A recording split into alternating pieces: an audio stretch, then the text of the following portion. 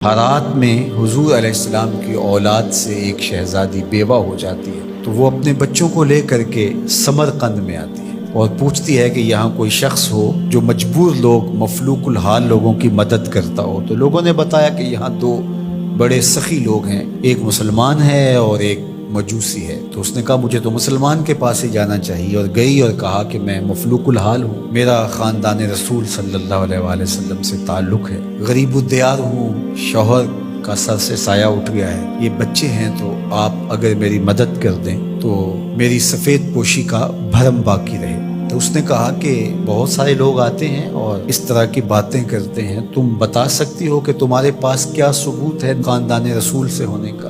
تو اس نے کہا میں مفلوک الحال ہوں، بچوں کو لے کر کے ہرات سے یہاں پہنچی ہوں، تو میں شجرہ تو ساتھ نہیں لیے پھر رہی، بس میری بات پہ اعتبار کر لیا جائے۔ اس نے کہا کہ میں تیری بات پہ اعتبار نہیں کر سکتا۔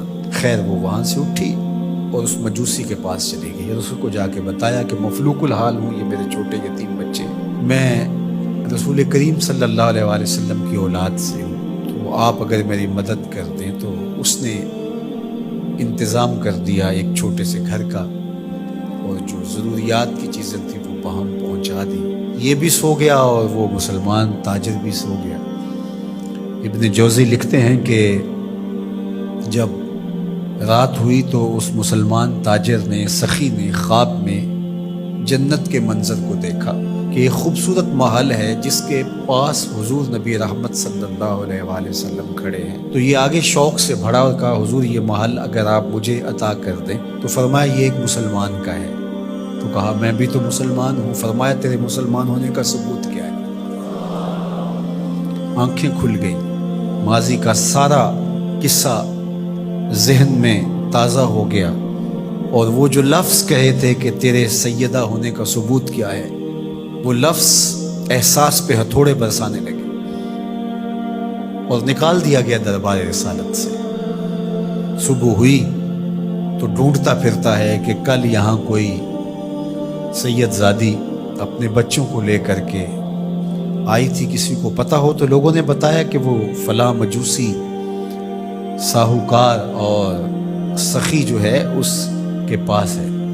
تو وہ گیا اور دروازہ کھٹکھٹایا اور قدرے غسیلے انداز میں کہنے لگا کہ ہمارے نبی کی بیٹی ہے اور آپ کو حق نہیں پہنچتا ہے، ان کی خدمت ہمارا ہی حق ہے، بلکہ کہا 300 دینار لے لو اور جلدی کرو ہمارے سپرد کر دو۔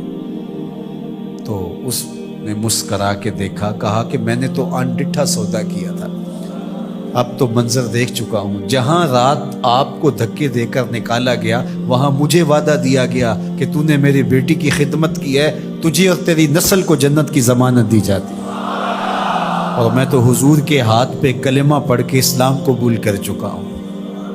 اللہ اکبر۔ نسبت رسول کا احترام، محض نسبت رسول، عمل تو بعد میں آتے ہیں۔ اللہ اکبر۔